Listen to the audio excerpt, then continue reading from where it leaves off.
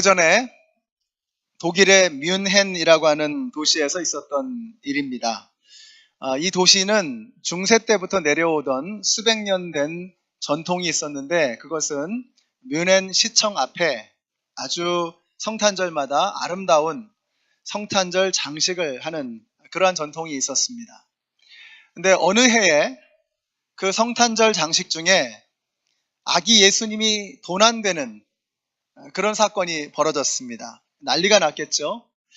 그래서 아이들이 막 울면서 아기 예수님 어디 갔냐고, 또 뮌헨 시장도 나와가지고 방송에 나와서 아기 예수님을 돌려달라고 그렇게 호소도 하고, 나중에는 주지사까지 나와가지고 지나간 모든 죄는 다 묻지 않겠으니 아기 예수님만 돌려달라고 그렇게 특별 담화문까지 발표를 했습니다. 그렇게 초조하게 하루하루 지나가는데 다행히 크리스마스 전날 아기 예수님이 돌아왔습니다. 훔쳐간 사람이 시청 근처에 있는 옥상 건물에 아기 예수님을 갖다 놓고 전화를 한 것입니다. 근데 이 사건을 통해서 뮌헨 시민들이 깨달은 것이 있었습니다. 아무리 성탄절 장식이 훌륭하고 대단해도 주인공 되시는 예수님 없으면 아무 소용이 없다라는 것을 깨닫게 된 것입니다. 여러분, 크리스마스의 주인공은 예수님이십니다. 그리고 그것의 의미를 알리고 그것을 기뻐하는 것이 교회가 마땅히 해야 할 일입니다. 그런데 마귀가 이걸 그냥 내버려 두지 않습니다. 여러분, 예전에는 어땠죠?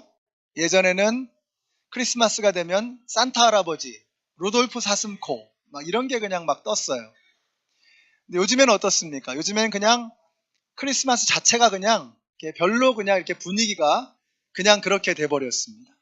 이 동네는 유대인들이 많은 동네인데 여기는 크리스마스보다는 한우카가 훨씬 더 사람들이 많이 이렇게 얘기를 하는 그런 절기가 돼버렸습니다.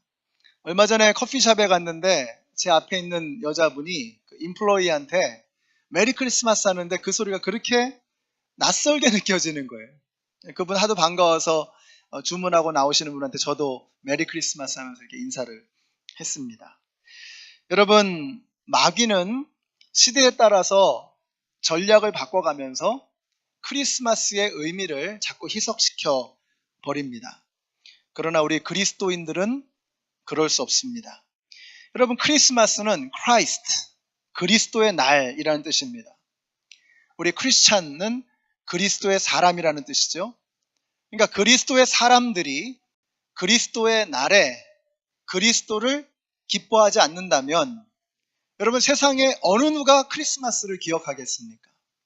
그런 의미에서 오늘 저희가 친교 끝나고 3시에 하게 되는 성탄 발표회는 저는 제 마음속에 그런 생각이 들어요. 이건 영적 전쟁이다.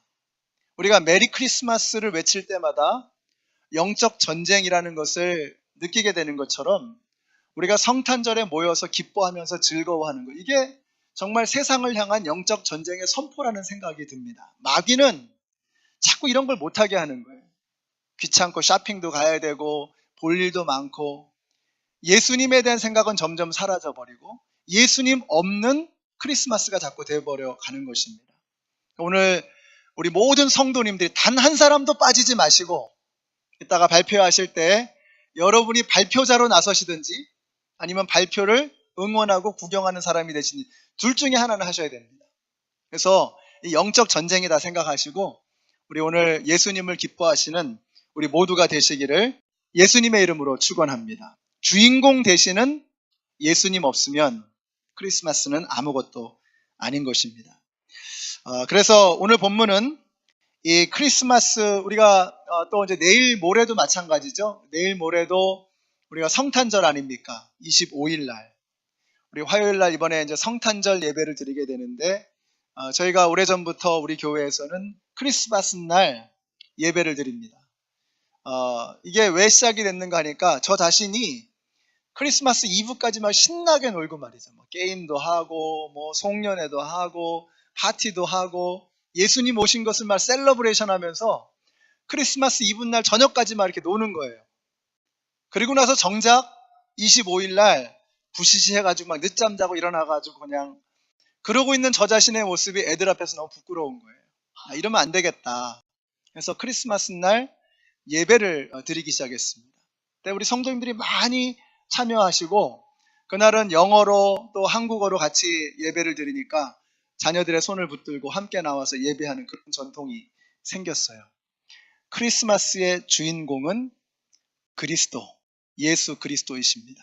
그래서 이번에 여러분 성탄절 예배에도 모두 참여하셔서 성탄절 날 우리가 부시시하지 말고 깔끔하게 옷 차려입고 단정하게 옷 차려입고 주님 앞에 나와서 함께 예배 드리는 그런 전통을 여러분 가정의 전통으로 세워가시는 우리 모두가 되시기를 예수님의 이름으로 축원합니다.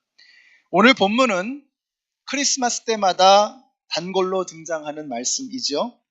가브리엘 천사가 나타나서 마리아가 성령으로 잉태된 것을 알리는 사건입니다. 자, 그런데 이 사건에서 눈에 띄는 대목이 있습니다. 가브리엘 천사가 마리아에게 2번씩이나 반복해서 하는 말씀이 있어요. 28절에 보시면 기뻐하라 은혜를 입은 자야. 30절에도 보시면 마리아야 그대는 하나님의 은혜를 입었도다. 이것이 오늘 나누고자 하는 첫 번째 메시지입니다. 마리아가 은혜를 입은 사람이라는 것입니다. 여러분, 은혜라고 하는 것은 값없이 주시는 하나님의 선물입니다. 하나님의 사랑. 자, 그러니까 뭐죠? 이 모든 일은 마리아의 능력 때문이 아니라 마리아에게 어떤 퀄리티가 있기 때문이 아니라 하나님께서 거저 주시는 하나님의 사랑이라는 것입니다. 혹자는 마리아 무흠서를 주장합니다.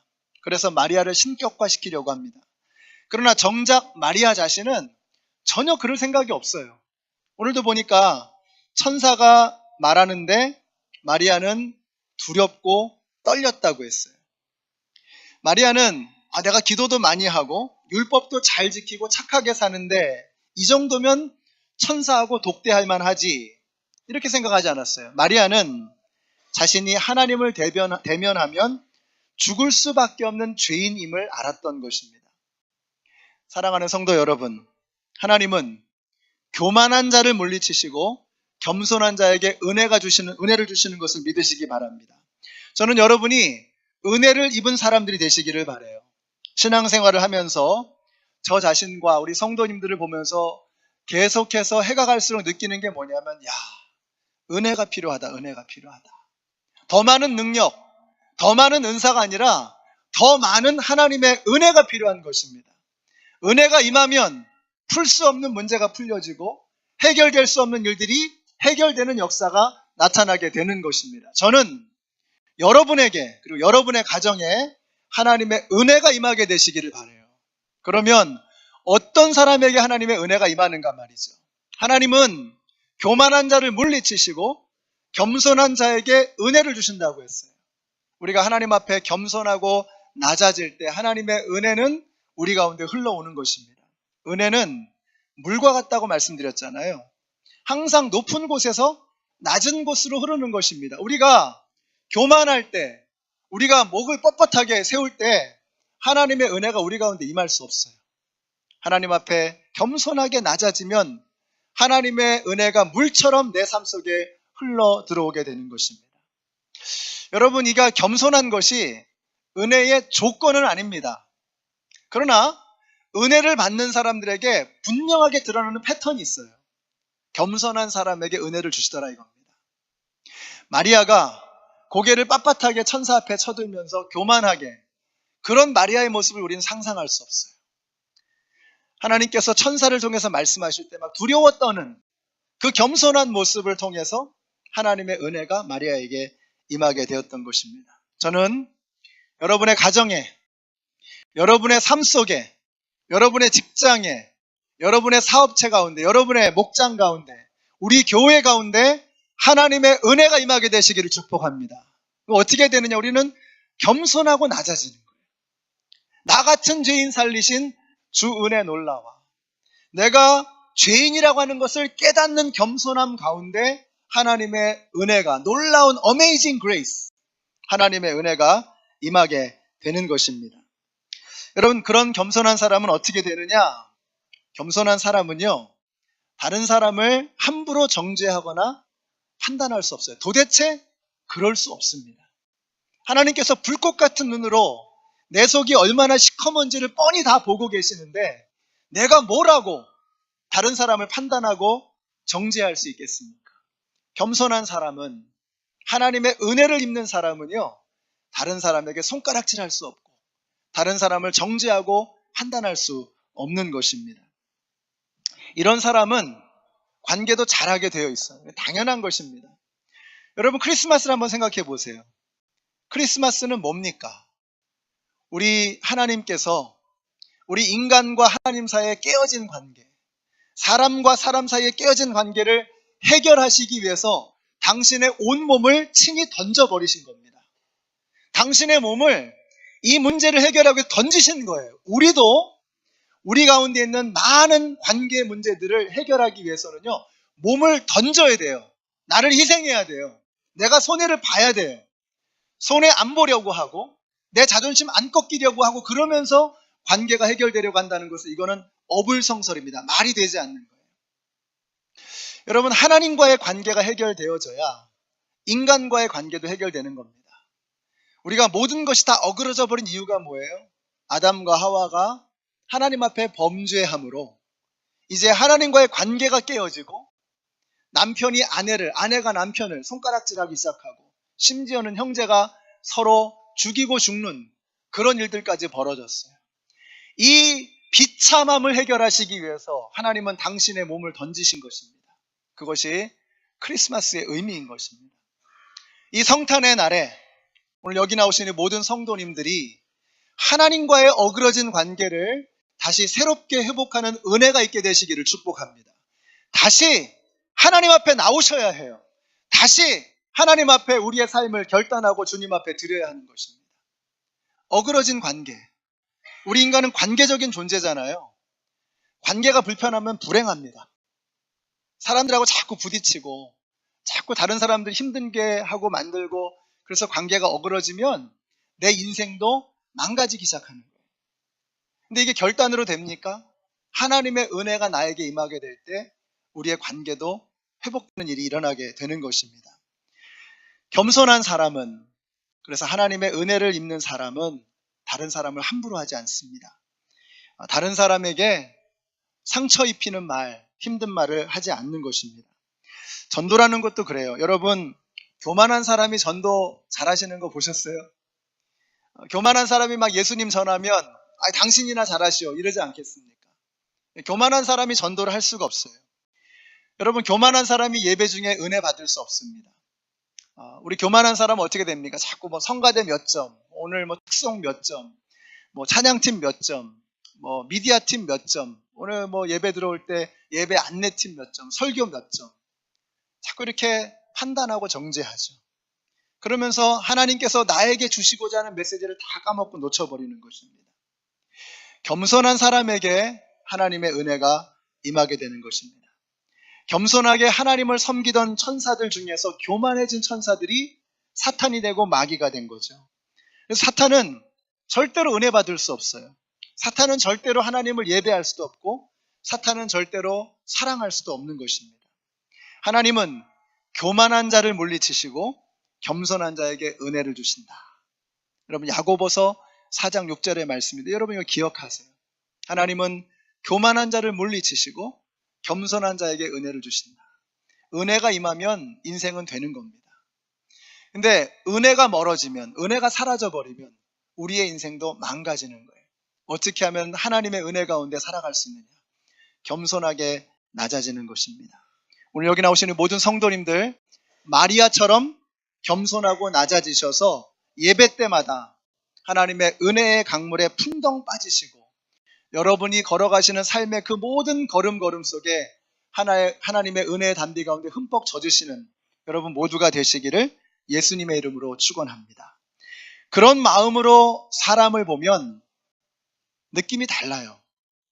겸손한 마음으로 내가 죄인인데 나 같은 죄인을 살리기 위해서 이 땅에 오신 예수님, 그 예수님의 마음으로 사람을 보면 느낌이 다르다니까요.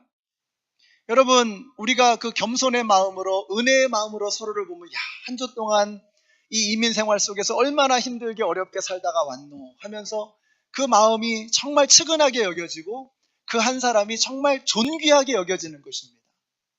은혜 가운데 살아가는 겸손한 사람은 서로를 함부로 대하지 않아요. 그런 예수님의 마음으로 우리 어린 자녀들을 보면은요, 우리 청년들, 우리 학생들, 이 사람들을 보면 정말 너무나 기특하고 장한 거예요.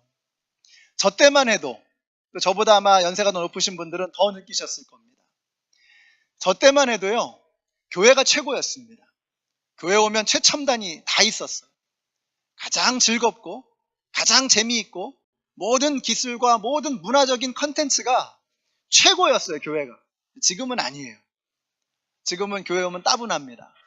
보링합니다. 교회가 뭐 세상에 첨단 물건 그런 거 쓰는 것도 없어요. 뭐 기계도 잘 안 되고 막 이래요. 아웃데이트 돼 있는 그런 느낌. 여러분, 그런데 우리 젊은이들이, 우리 학생들이, 어린아이들이 교회에 오는 거예요. 이유는 하나예요. 하나님을 만나기 위해서, 예수 그리스도를 만나기 위해서 그들이 오는 거예요. 그러니까 얼마나 귀한 것입니까? 얼마나 귀합니까? 여러분이 오늘 예배 마치고 내려가시면요, 우리 어린아이들 머리 쓰다듬어 주시고 좀 안아주세요.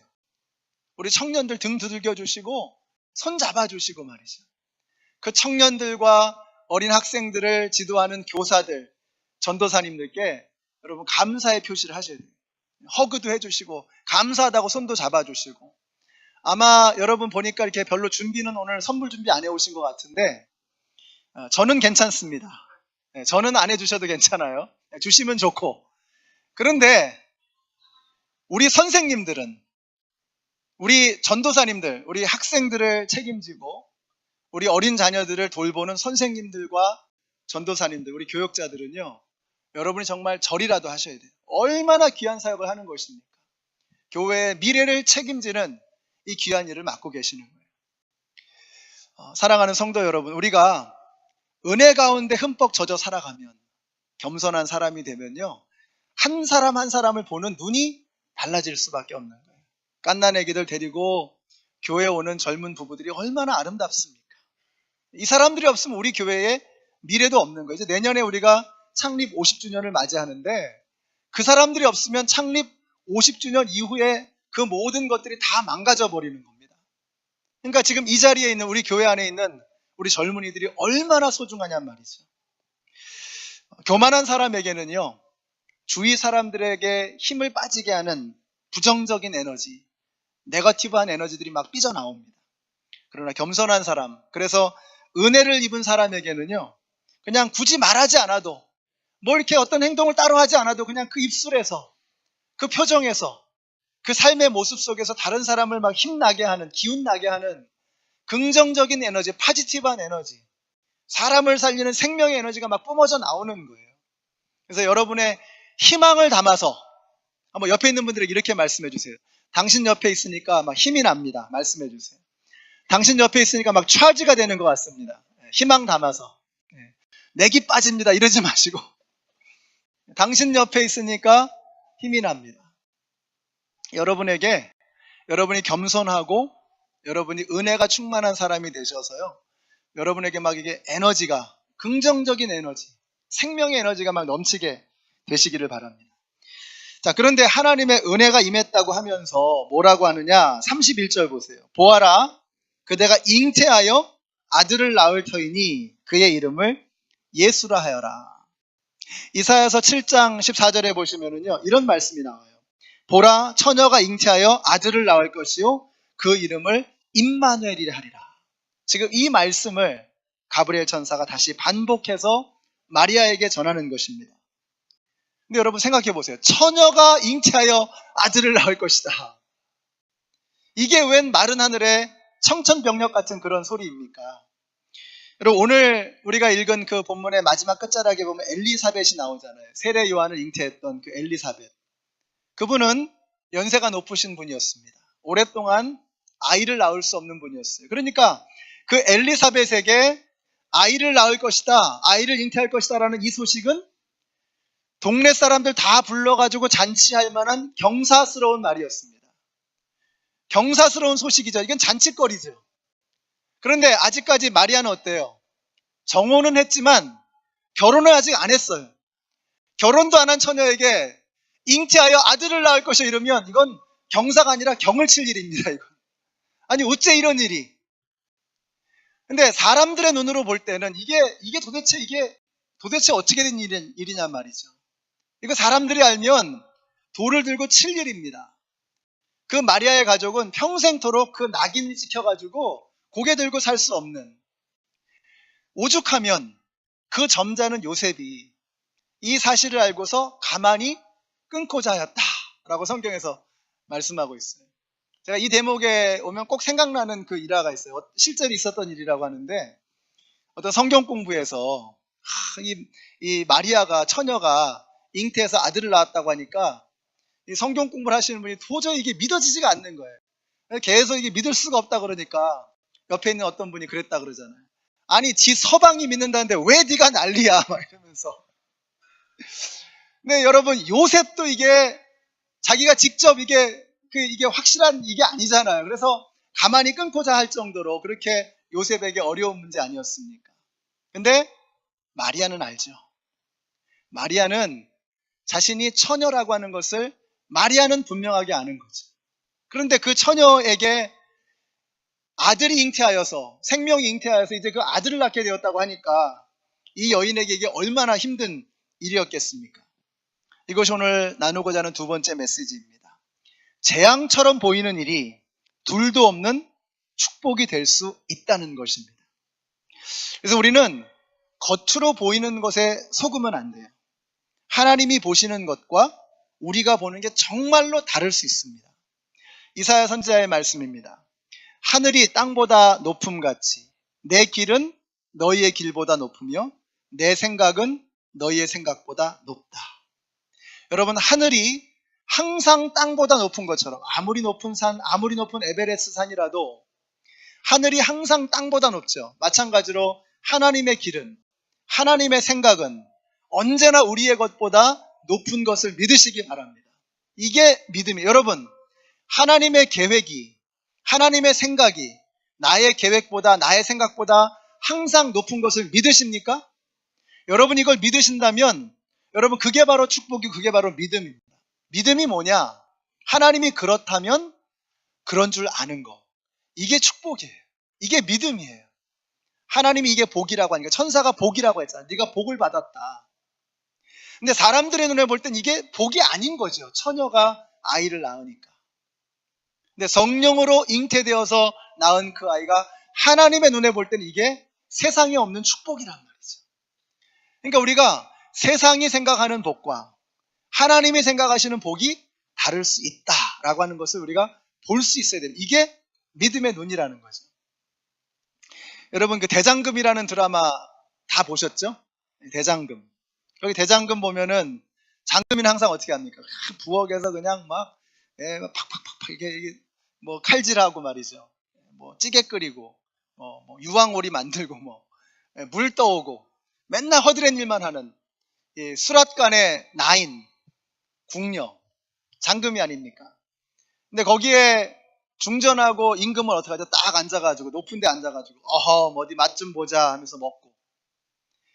이게 우리가 이렇게 볼 때는요 임금이 주인공인 것 같고 우리가 볼 때는 중전이 주인공인 것 같지만 촬영이 딱 끝나면 어떻게 될까요? 촬영이 딱 끝나면 그냥 이 장금이는 딱 편안하게 앉아있고 옆에 중전이 그냥 임금이 커피 떠다 줄지도 몰라요. 우리의 생각에는 우리가 이 세상에서 볼 때는요 세상에서 잘 나가는 거, 세상에서 폼나는 거, 세상에서 잘 되는 거 이것만 축복인 줄 알아요.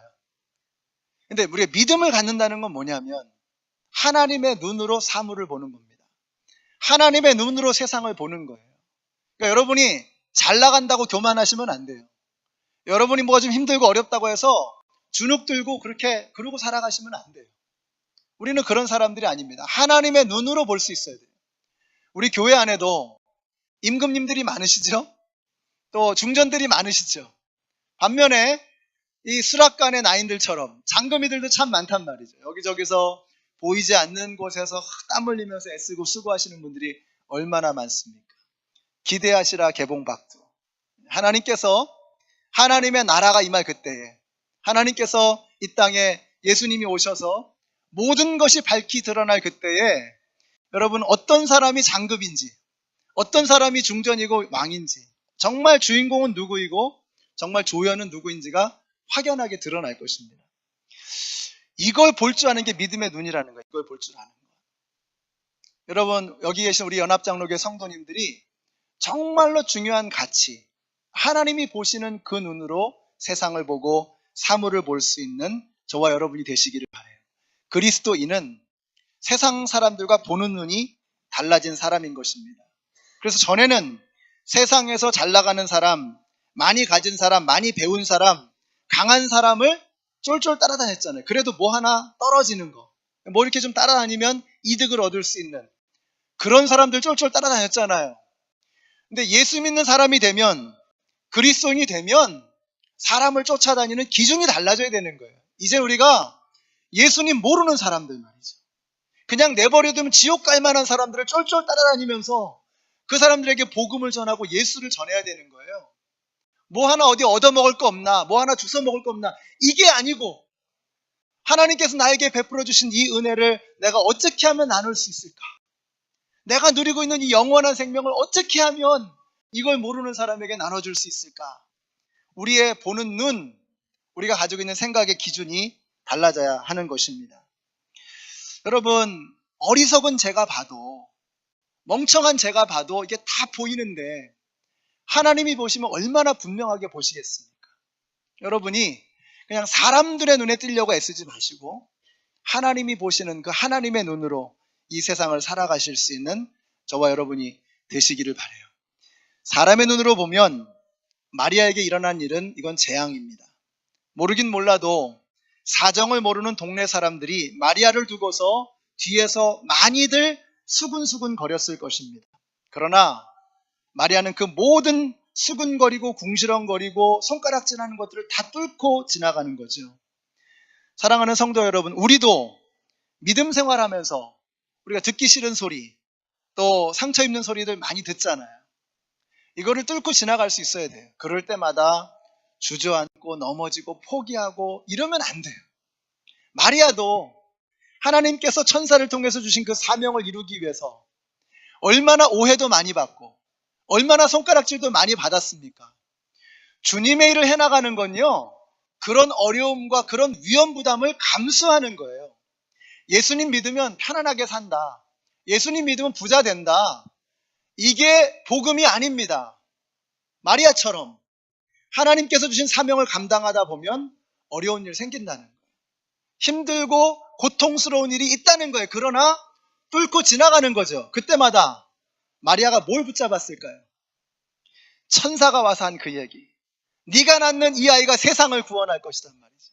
임마누엘의 하나님이 이 땅에 오셨다는, 너를 통해서 하나님이 역사하신다는 그 약속의 말씀을 붙들고 마리아는 그 모든 어려움들을, 그 모든 사람들의 비방과 수근거리는 것들을 다 뚫고 지나가는 거예요. 우리 사랑하는 성도 여러분, 우리가 성탄의 계절에 마리아가 하나님이 주신 사명을 감당하기 위해서 고난을 감내하며 뚫고 지나갔던 것처럼, 그리고 그것을 뚫고 지나가기 위해서 하나님의 약속의 말씀을 붙들었던 것처럼, 오늘 여기 나오신 모든 성도님들이 주님 섬기다가 당하는 어려움, 주님을 섬기면서 생기게 되는 수많은 문제들, 하나님의 약속의 말씀을 붙들고 일어서시는 우리 모두가 되시기를 예수님의 이름으로 축원합니다. 유명한 말씀 있죠. 골로새서 2장 7절의 말씀. 우리 같이 한번 읽어보실까요? 골로새서 2장 7절 시작. 여러분은 그분 안에 뿌리를 받고 세우심을 입어서 가르침을 받은 대로 믿음을 굳게 하여 감사의 마음이 넘치게 하십시오. 아멘이십니까? 우리가 예수 그리스도 안에 뿌리를 박으면, 그러면 세상의 풍파가 나를 뒤흔들어도 넘어지지 않는 거예요. 근데 뿌리가 깊게 박혀있지 않으니까 조금만 어려운 일 생기면 푹푹 쓰러지고 넘어지고. 왜 그렇습니까, 여러분? 우리가 예수 안에 하나님의 말씀에 뿌리를 박지 못한 거예요. 믿음의 뿌리가 약하니까 조금만 어려운 일 생기면 자빠지고 넘어지고 쓰러지고 포기하고 나 안 해. 왜 그렇죠? 주님에게 뿌리를 박지 않는 거죠. 자꾸 사람에게 칭찬받는 걸 기대하는 거죠. 우리 그리스도인이 되었다라고 하는 것은, 하나님의 사명자가 되었다는 것은요, 그런 환난과 어려움을 예수 그리스도의 말씀의 뿌리를 받고 뚫고 지나가는 거예요. 그런 저와 여러분이 되시기를 바라요. 그래서 내년에는 정말 성경 공부를 많이 하려고 그래요. 여러 성경 공부를 오픈하고 우리 성도님들이 선택해서 많은 말씀 공부를 할 수 있도록, 우리 목자 목녀님들, 교회 리더들, 장로님들 성경 공부하셔서 말씀의 뿌리를 딱 박고, 하나님의 말씀의 뿌리를 딱 박으면요, 하나님의 그 말씀, 예수 그리스도에게서 올라오는 생명의 진액이 나를 채우는 거죠. 그 예수님의 사랑이 내 삶 속에, 내 머릿속에 가득한 거죠. 그러니까 말이 달라지죠. 행동이 달라지죠. 섬기는 모습이 달라지는 거예요. 왜 우리가 직분은 가졌는데 은혜를 끼치지 못하는가? 왜 우리가 그리스도인이라고 하는 소리는 듣고 있는데 스스로 그리스도인이라고 하면서도 세상에 영향력을 미치지 못하는가? 능력이 없는 거예요. 하나님 안에서 올라오는 생명의 진액이, 예수 그리스도 안에서 올라오는 그 생명의 능력이 나를 통해서 세상에 뿌려지지 않으니까 아무런 영향력이 없는 그런 그리스도인으로 살아가는 것입니다. 예수님은 우리를 위해서 오셨잖아요. 당신의 몸을 던지셨잖아요. 그것이 바로 성탄의 의미인 것입니다. 여러분에게 질문 하나 드리고 마치겠습니다. 여러분, 크리스마스는 받는 날입니까? 주는 날입니까? 드리는 날입니까? 크리스마스는 받는 날이에요? 아니면 드리는 날이에요? 네, 드리는 날. 맞습니다. 드려야죠. 황금과 유향과 몰약을 드리고, 우리의 삶을 드리고, 우리의 생명을 드리고 헌신하는. 그러나 드리기 전에, 바치기 전에 마리아는 어떻게 했죠? 기뻐하라, 은혜를 입은 자여. 크리스마스는 받는 날입니다. 받아야 해요. 저는 여러분이 하나님의 은혜 받기를 바라요. 은혜를 받아야 드릴 수 있는 것입니다. 내 안에 채워지는 것이 있어야 나눠줄 수 있는 거예요. 왜 못 나눠줄까? 왜 내가 내 생명을 드리지 못하나? 이게 받지를 못하고 있는 거죠. 채우지를 못하고 있는 거죠. 2019년에 우리 교회 달력이 나왔는데, 그 달력에 첫 번째 달 1월 달에 말씀이 요한일서 4장 7절의 말씀입니다. 여기에 이런 말씀이 나와요. 한번 들어보세요. 요한 나오나요? 네, 같이 한번 읽어보실까요? 시작. 우리가 사랑함은 그가 먼저 우리를 사랑하셨습니다. 4장 19절이네요. 우리가 사랑함은 그가 먼저 우리를 사랑하셨습니다. 이게 저는 성탄의 의미라고 생각해요. 예수님이 우리를 위해서 오셨잖아요. 예수님이 우리를 위해서 다 주셨잖아요. 그래서 우리가 사랑할 수 있는 겁니다. 새 계명을 너희에게 주노니 너희가 서로 사랑하라. 내가 너희를 사랑한 것 같이 너희도 서로 사랑하라. 너희가 서로 사랑하면 이로써 세상 모든 사람이 너희가 내 제자인 줄 알리라. 우리 예수님 말씀하셨어요. 내가 너희를 사랑한 것 같이 너희도 서로 사랑하라. 우리가 사랑할 수 있는 것은 사랑을 입었기 때문입니다. 사랑을 받았기 때문이에요. 여러분이 성탄의 의미를 깊이 되새기기를 바라요. 그냥 드리라는 게 아니에요. 그냥 바치라는 게 아니에요. 그냥 봉사라는 게 아니에요. 그냥 섬기라는 게 아니에요. 우리를 위해서 생명을 내어주신 분, 우리를 위해서 모든 것을 다 쏟아주신 분, 당신의 몸을 던져서 우리를 살리신 분, 그분의 사랑이 있기 때문에 우리도 서로 사랑해야 되는 것입니다. 그래서 우리도 세상에 나가서 이 사랑을 증거해야 되는 것입니다. 성탄의 진정한 의미를 마음속에 되새기고 성탄절을 셀러브레이트하는 그리스도인답게 살아가신 우리 모두가 되시기를 예수님의 이름으로 축원합니다. 기도하겠습니다.